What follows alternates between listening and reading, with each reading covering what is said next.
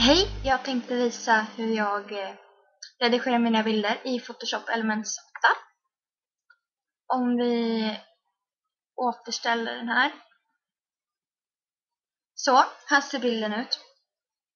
Och jag gör det ganska enkelt för mig när jag redigerar mina grejer. Så jag trycker bara på nivåer. Väljer lite ljusare. Sen på intensitet och kontrasten. Och den gör jag lite mörkare. Och så väljer jag kontrasten lite mer för att man ska se alla detaljer. Och sen så tar jag på fotofilter där.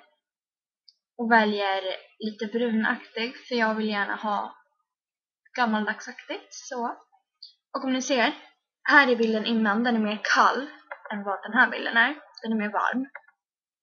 Så som mina bilder ut. Så ni får ha det så bra. Så säger vi så medans.